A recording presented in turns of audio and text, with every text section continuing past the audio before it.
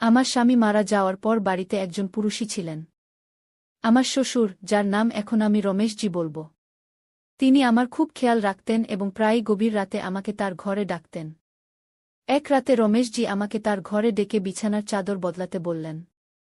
আমি যখন ঝুঁকে কাজ করছিলাম, তিনি পেছন থেকে আমাকে ধরে ফেললেন। আমিও আমার স্বামী ছাড়া অনেক মাস ধরে একা ছিলাম এবং সেই মুহূর্তে আমি তাকে থামানোর চেষ্টা করিনি। সেই রাতে রমেশজি আমার সাথে সময় কাটালেন।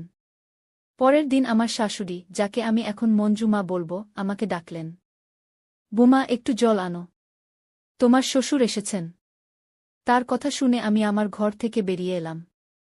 আমি জানতাম না তিনি কোনো শ্বশুরের কথা বলছেন, কারণ আমার আসল শ্বশুর তো 3 বছর আগে মারা গেছেন। আমি রান্নাঘর থেকে জলের গ্লাস নিয়ে হলে পৌঁছলাম। সেখানে একজন ব্যক্তি বসেছিলেন যাকে শ্বশুরের বয়সের মনে হচ্ছিল না। আমি ভাবলাম হয়তো কোনো আত্মীয় হবে। আমি সেই ব্যক্তিকে বললাম, ভাইজা জল নিন। মঞ্জু মা হেসে বললেন, ইনি তোমার ভাইজা নন, তোমার শ্বশুর। আমি এক মুহূর্তের জন্য হতবাক হয়ে গেলাম। তিনি বললেন, ইনি আমার দূর সম্পর্কের ভাই অজয়। মঞ্জু মায়ের বয়স 55 বছর ছিল, কিন্তু সামনে বসে থাকা অজয়কে 35 বছরের মনে হচ্ছিল। তিনি বললেন, অজয় প্রথমবার আমাদের বাড়িতে এসেছে। তুমি একে আগে কখনো দেখনি। সে কিছু দিন আমাদের সাথে থাকবে, কারণ শহরে তার কিছু কাজ আছে। আমি তার কথা মেনে নিলাম এবং নাস্তা তৈরি করার জন্য রান্নাঘরে চলে গেলাম। আজ শনিবার ছিল এবং আমি বাড়িতে ছিলাম। নইলে আমাকে রোজ সকালে স্কুলে যেতে হতো, যেখানে আমি শিক্ষিকা। রাতে যখন আমি আমার ছেলেকে, যার নাম এখন আমি রোহন বলব, ঘুম পাড়াচ্ছিলাম, আমার বারবার মনে হচ্ছিল যেন আমার ঘরে কেউ ঘুরছে। অবশেষে আমি উঠলাম এবং দরজা খুললাম। বাইরে সত্যিই কেউ ছিল এবং তিনি ছিলেন অজয়। আমাকে দেখে তিনি একটু ঘাবড়ে গেলেন। আমি জিজ্ঞেস করলাম, আপনার কিছু দরকার? তিনি বললেন, না, শুধু ঘুম আসছিল না, তাই এদিক ওদিক ঘুরছিলাম। অজয়ের ঘর আমার ঘরের ঠিক পাশেই ছিল, তাই আমি তাকে বলতে পারছিলাম না যে আপনি আমার ঘরের বাইরে কেন ঘুরছেন। আমি বললাম, ঠিক আছে, এবং আমার ঘরে ফিরে যেতে লাগলাম। তখনই তিনি আমার হাত ধরে ফেললেন। তার চোখে হালকা হালকা জল ছিল। তিনি আমার চোখের জল মুছে জিজ্ঞেস করলেন, আমি কি তোমার ঘরে আসতে পারি? আমি না বলার সাহস জোগাতে পারলাম না। তিনি ঘরে এলেন এবং বিছানার এক কোণে বসে পড়লেন। রোহন সেখানে ঘুমোচ্ছিল। অজয় আমার হাত ধরে আমাকে তার পাশে বসালেন এবং বললেন, প্রিয়া, আমি তোমার চোখের জলের কারণ জানি। তোমার চোখের জলে তোমার স্বামীর স্মৃতি আছে। প্রথম সাক্ষাতেই তিনি আমার দুঃখ বুঝতে পেরেছিলেন। আমি মঞ্জু মা এবং রমেশজির সাথে 3 বছর কাটিয়েছি, কিন্তু তারা কখনো আমার চোখের জল দেখেনি।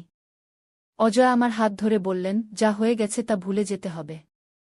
আমি বুঝতে পারছিলাম তিনি কি বলতে চাইছেন, কিন্তু আমার চোখের জল থামছিল না। তিনি আমার জন্য জল আনলেন। জল পান করার পর আমি একটু শান্ত হলাম। তারপর তিনি তার ভ্রমণের গল্প শোনাতে লাগলেন। আমার মুখে হাসি আনার চেষ্টা করতে লাগলেন। তার কথা শেষই হচ্ছিল না। যখন আমি ঘড়ি দেখলাম তখন রাত 2টা বাজছিল। আমাকে সকালে তাড়াতাড়ি উঠে ঘরের কাজ সারতে হতো এবং স্কুলেও যেতে হতো। আমি অজয়কে বললাম, আমার সকালে দেরি হয়ে যাবে, এখন আমাকে ঘুমাতে হবে। তিনি তার ঘরে চলে গেলেন এবং আমি ঘুমিয়ে পড়লাম। পরের দিন সকালে আমার উঠতে দেরি হয়ে গেল। রোজ আমি স্কুলে যাওয়ার জন্য বাস নিতাম। সকালে রোহন এবং মঞ্জু মাকে নাস্তা দিয়ে আমি স্কুলের জন্য বের হতে যাচ্ছিলাম। তখনই অজয় বললেন, আজ আমি তোমাকে স্কুলে ছেড়ে দেব। আমার স্বামীর পুরনো বাইক 3 বছর ধরে বাড়ির বাইরে দাঁড়িয়েছিল। আমি সপ্তাহে একবার সেটি পরিষ্কার করতাম, তাই সেটি চলার মতো ছিল। আজ অজয় সেটি চালানোর সিদ্ধান্ত নিলেন। মঞ্জু মাও আমাকে তাদের সাথে যেতে বললেন। আমি অজয়ের সাথে বাইকে বসলাম। বাইকে বসতেই আমি তার কাঁধে হাত রাখলাম, যেমন আমি আমার স্বামীর সাথে করতাম। তখনই আমি মঞ্জু মায়ের দিকে তাকালাম এবং মনে পড়ল যে ইনি আমার শ্বশুর। আমি তাড়াতাড়ি হাত সরিয়ে নিলাম, কিন্তু একটু এগিয়ে যাওয়ার পর আমার হাত আবার তার কাঁধে চলে গেল। এবার যখন আমি হাত সরানোর চেষ্টা করলাম তখন তিনি আমার হাত ধরে আবার তার কাঁধে রেখে দিলেন। তিনি বললেন, লজ্জা পেও না, নিশ্চিন্ত থাকো, আমি তোমারই বাড়ির লোক। স্কুলে পৌঁছানো পর্যন্ত আমরা কথা বলতে থাকলাম। দুপুর 2টায় স্কুল শেষ হল। বাইরে বেরোতেই আমি দেখলাম যে অজয় আমাকে নিতে এসেছেন। আমি জিজ্ঞেস করলাম, আপনি এখানে কি করছেন? তিনি বললেন, প্রিয়া, আমাকে শ্বশুর মশাই বলে ডেকো না। আমার নাম অজয়। মঞ্জু মায়ের সামনে আমাকে শ্বশুর মশাই বলতে পারো, কিন্তু যখন আমরা একা থাকব তখন আমাকে আমার নাম ধরে ডেকো। তিনি জানালেন যে যতদিন তারা এখানে আছেন ততদিন তিনি আমাকে স্কুলে ছাড়তে আসবেন। বাড়ি পৌঁছানোর পর মঞ্জু মা এবং রোহানকে কোথাও দেখা গেল না। আমি মঞ্জু মাকে ফোন করলে তিনি জানালেন যে তিনি তার বান্ধবীর বাড়িতে গেছেন এবং তাড়াতাড়ি ফিরবেন। স্কুল থেকে ফিরে আমি ক্লান্ত হয়ে পড়েছিলাম, তাই নিজের ঘরে ফ্রেশ হতে চলে গেলাম। কাপড় বদলানোর সময় হঠাৎ অজয় আমার ঘরে চলে এলেন। আমি তাড়াতাড়ি বাথরুমে চলে গেলাম। তিনিও মুখ ফিরিয়ে নিলেন এবং বললেন, আমাকে ক্ষমা করো, আমার হঠাৎ আসা উচিত হয়নি। আমি কাপড় বদলে বাইরে এসে জিজ্ঞেস করলাম, আপনার কিছু লাগবে? তিনি বললেন, প্রিয়া, আমার খুব খিদে পেয়েছে। শুনেছি তুমি খুব সুস্বাদু বেগুন ভাজা বানাও। আজ তোমার হাতের স্বাদ নিতে চাই। আমি রান্নাঘরে বেগুন ভাজা বানানোর সিদ্ধান্ত নিলাম। অজয়ও আমার পিছনে পিছনে রান্নাঘরে এলেন। সবজি বানানোর সময় হঠাৎ গরম তেলের ছিটে অজয়ের বুকে পড়ল, তিনি ব্যথায় কাতরে উঠলেন। আমি আমার ঘর থেকে ক্রিম এনে তার বুকে লাগালাম। সেই সময় আমি তার খুব কাছাকাছি ছিলাম। আমার মনোযোগ ক্রিম লাগানোর দিকে ছিল, কিন্তু আমার মন অন্য কোথাও চলে যাচ্ছিল। তিনি বললেন, তোমার হাত যেমন আমার বুকের উপর চলছে তেমনি আমার সমস্ত ব্যথা উধাও হয়ে গেছে। আমি তার মুখের দিকে তাকালাম তো তার অবস্থা ঠিক মনে হল না। আমি ধীরে ধীরে তার থেকে দূরে সরে যেতে লাগলাম। তখনই মঞ্জু মা সেখানে চলে এলেন। আমাকে অজয়ের এত কাছাকাছি দেখে তিনি আমাকে অদ্ভুত চোখে দেখতে লাগলেন। আমি চোখ নামিয়ে নিলাম এবং নিজের কাজে লেগে গেলাম। মঞ্জু মা এই বিষয়ে কিছু বললেন না। কিন্তু এখন আমার পিছনে থাকাটা আমাকে খটকা লাগতে লাগল। আমি তাকে অভিযোগ করার সাহস জোগাড় করতে পারলাম না। রোহান এখন তার নতুন দাদুর সাথে খুব মিশে গিয়েছিল।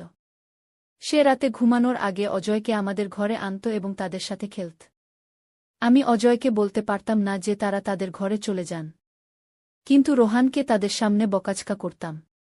কিন্তু সে ছোট এবং অজয় ইচ্ছাকৃতভাবে আমার ঘরে থাকার অজুহাত খুঁজে নিতেন। এক রাতে রোহান খিদে কাঁদতে লাগল। অজয় আমার ঘরে তার সাথে খেলছিলেন। আমি রান্নাঘর থেকে দুধ আনতে গেলাম। যখন আমি ফিরলাম রোহান ঘুমিয়ে পড়েছিল। আমি দুধ আবার রান্নাঘরে রাখতে যাচ্ছিলাম। তখনই অজয় বললেন, রোহান তো ঘুমিয়ে গেল, কিন্তু তার দাদুর খিদে পেয়েছে। এই দুধ আমাকে দাও। যখন আমি তাকে দুধের গ্লাস দিলাম তখন তিনি আমার হাত জোরে ধরে ফেললেন। আমি বললাম, এটা কি করছেন? তিনি বললেন, প্রিয়া, আমি আগেও বলেছিলাম যখন আমরা একা থাকব তখন আমাকে শ্বশুর মশাই বলে ডেকো না, এবং হ্যাঁ, আমি তোমার হাত তাই ধরেছি কারণ তুমি সবসময় আমার থেকে চোখ লুকিয়ে পালিয়ে যাও। আজ আমার সাথে একটু কথা বলো। তার কথায় আমি তার পাশে বসে পড়লাম। তিনি বললেন, তোমার স্বামী চলে গেছেন 3 বছর হয়ে গেল। তুমি কতদিন কাঁদতে থাকবে? তুমি এত সুন্দরী। তোমার বয়সও এখনো আছে। তুমি কতদিন এভাবে বাঁচবে? তোমার না, কিন্তু রোহানের তো তার বাবার প্রয়োজন। আমি ভেবেছিলাম যে আমি দ্বিতীয় বিয়ের বিরুদ্ধে। আমি এই বিষয়ে বেশি কথা বললাম না। তবুও তিনি আমাকে বোঝাতে থাকলেন। তিনি জিজ্ঞেস করলেন, যদি তুমি কাউকে বিশ্বাস না করো তাহলে বলো আমি তোমাকে কেমন মনে হয়। তার প্রশ্নে আমি তাকে দেখতেই থাকলাম। অজয়ের আসার পর বাড়ির পরিবেশ বদলে গিয়েছিল, কিন্তু আমি তার সম্পর্কে এমনটা কখনো ভাবিনি। আমি তার কথার জবাব দিলাম না। তিনি নিজের ঘরে চলে গেলেন এবং আমি দরজা বন্ধ করে ঘুমিয়ে পড়লাম। পরের দিন সকালে হলে আমি দেখলাম যে রোহান অজয়ের কোলে ছিল। আমি সঙ্গে সঙ্গে রোহানকে তার কোল থেকে টেনে নিলাম এবং নিজের ঘরে চলে গেলাম। পিছনে পিছনে মঞ্জু মাও চলে এলেন। তিনি বললেন, প্রিয়া, এটা কি করছ? তুমি তোমার শ্বশুর মশাই থেকে এভাবে কেন পালাচ্ছ? রোহান কত খুশি হয়ে তার দাদুর সাথে আছে। অজয় তাকে খাওয়াচ্ছিল এবং তুমি তাকে এভাবে টেনে আনলে যেন সে কোনো অচেনা লোক। আমার তোমার এই আচরণ একদম পছন্দ নয়। তার কথা শুনে আমি কিছু বলতে পারলাম না। সেদিন স্কুলে যাওয়ার জন্য বের হওয়ার সময় আমি অজয়কে কিছু বললাম না। কিন্তু মঞ্জু মা কঠোরভাবে বললেন, তোমাকে বাসে যাওয়ার দরকার নেই। অজয় তোমাকে ছেড়ে দেবেন। আমি চুপচাপ অজয়ের সাথে বাইকে বসে পড়লাম। স্কুলে পৌঁছানোর সময় আমি চুপ ছিলাম। স্কুলের গেটে আমাকে ছেড়ে দিয়ে অজয় বললেন, প্রিয়া, তুমি কি আমার উপর রাগ করেছ? আমি তার দিকে তাকালামই না এবং স্কুলে চলে গেলাম। স্কুলে আমার বান্ধবী নেহা আমাকে বলল, প্রিয়া, গত কয়েকদিন ধরে আমি দেখছি অজয় তোমার সাথে কেমন কথা বলছে। তোমাকে স্কুলে ছাড়তে আসে। মনে হয় তার মনে তোমার জন্য কিছু বিশেষ আছে। আমি তার কথার উত্তর দিইনি। কিন্তু এই সব আমার কাছে অদ্ভুত লাগছিল। অজয়ের আমাদের বাড়িতে আসার আসল উদ্দেশ্য কি ছিল? এটা আমি বুঝতে পারছিলাম না। তার কথা বলার ধরন শ্বশুরমশাইয়ের মতো ছিল। কিন্তু তার চোখ আমার দিকে একজন পুরুষের মতো ছিল। পরের দিন স্কুলে একটি অনুষ্ঠান ছিল। আমার সেখানে যাওয়ার একদম মন ছিল না। সেদিন মঞ্জু মা তার বোনের সাথে বাজারে গিয়েছিল। আমার দুপুর 1:00টায় স্কুলে যাওয়ার কথা ছিল। কিন্তু আমার মুড ছিল না। নেহা বারবার ফোন করে আমাকে ডাকছিল। কিন্তু আমি তার ফোন কেটে দিয়ে আমার ঘর পরিষ্কার করতে লাগলাম। তখনই অজয় আমার ঘরে এলেন। তার হাতে একটি সুন্দর শাড়ি ছিল। তিনি শাড়িটি আমার হাতে দিয়ে বললেন, এটি পরে তৈরি হয়ে যাও। আমি তোমাকে স্কুলের অনুষ্ঠানে ছাড়তে আসব। আমি বললাম, আমার কোথাও যেতে হবে না। আপনি কে এটা ঠিক করার যে আমার কোথায় যেতে হবে? তিনি বললেন, তোমার কথা ঠিক। আমি এটা বলি না যে তুমি কি করো। কিন্তু আমি চাই যে তুমি কখনো নিজের জন্য সাজো। আজ নিজেকে সাজিয়ে দেখো। তুমি আরও সুন্দরী লাগবে। তার কথায় আমার মুখে এত প্রভাব পড়ল যে আমি সেই শাড়ি পরে তৈরি হয়ে গেলাম। যখন আমি তৈরি হয়ে দরজা খুললাম তখন অজয় বাইরে দাঁড়িয়েছিলেন। তিনি আমার হাত ধরে আমাকে ঘরে নিয়ে যাওয়ার চেষ্টা করলেন। তিনি নিজের হাতে আমাকে লিপস্টিক লাগিয়ে বললেন, এই নীল রং তোমার উপর খুব মানাচ্ছে কি। তখনই মঞ্জু মা রোহনের সাথে ঘরে এসে গেলেন। আমাকে রঙিন পোশাকে দেখে তিনি আমার প্রশংসা শুরু করে দিলেন। আগে তিনি আমাকে সাদাসিধা থাকতে বলতেন, কিন্তু আজ আমি অজয়ের কথা কিভাবে মেনে নিলাম এটা আমি বুঝতে পারলাম না।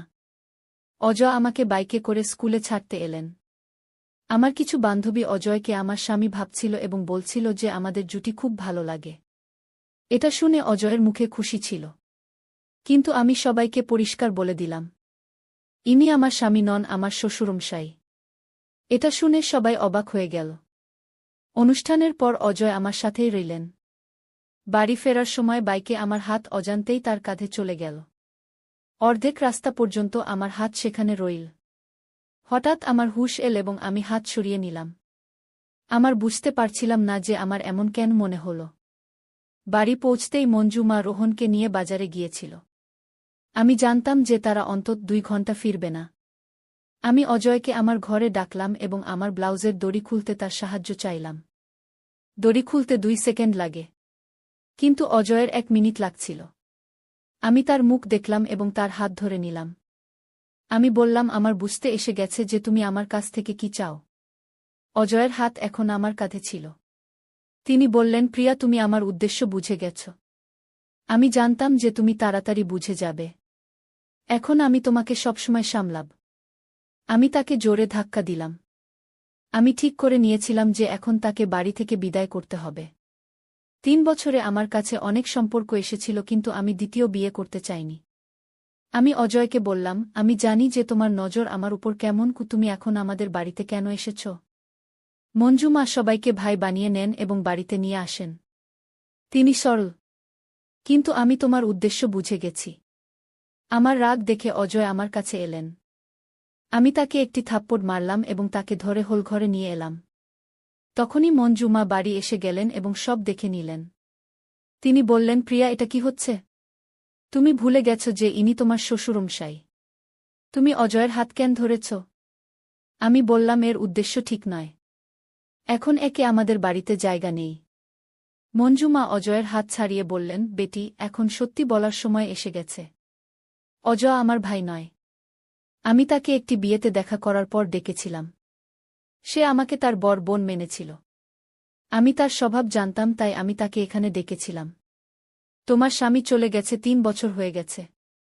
আমি রোজ দেখি যে তুমি কিভাবে বেঁচে আছ। তুমি রাতে বকবক করো। তোমাকে এই দুঃখ থেকে বের করার একটিই রাস্তা ছিল, দ্বিতীয় বিয়ে। কিন্তু তুমি এর জন্য তৈরি ছিলে না।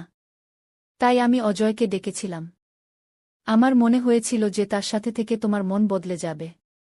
কিন্তু তুমি এখনও নিজের মনকে কঠিন করে রেখেছ। অজয় বললেন, প্রিয়া, আমি তোমার সৌন্দর্যের জন্য নয়, তোমাকে ভালোবাসি। আমি রোহনের সাথে খুব সংযুক্ত হয়ে গেছি। আমার মনে হয়েছিল মঞ্জু মা আমার দুঃখ দেখতে পান না, কিন্তু তিনি প্রতিদিন আমার দুঃখ দেখে চিন্তিত ছিলেন। আমি বললাম, আমি বিয়ে করতে পারব না। যদি আমি বিয়ে করি তাহলে আমার স্বামী আমাকে ক্ষমা করবেন না। তিনি প্রতি রাতে আমার স্বপ্নে আসেন। অজয় বললেন, তুমি যা ভাবো সেটাই স্বপ্নে দেখো। তোমার স্বামীর এটাই ইচ্ছা হবে যে তুমি আর রোহন খুশি থাকো। তোমার দ্বিতীয় বিয়ের অধিকার আছে। রোহনের বাবার প্রয়োজন। তার কথাগুলো আমাকে আমার চিন্তা থেকে বের করে এনেছিল। আমি অজয়কে জড়িয়ে ধরে কাঁদতে শুরু করলাম। তিনি বললেন, এগুলো তোমার শেষ অশ্রু, এখন আমি তোমাকে আর কখনো কাঁদতে দেব না। আমার মনে অজয় একটি বিশেষ জায়গা করে নিয়েছিলেন। বিয়ের পর আমি তার বাড়িতে চলে গেলাম এবং মঞ্জু মাকেও সাথে নিয়ে গেলাম।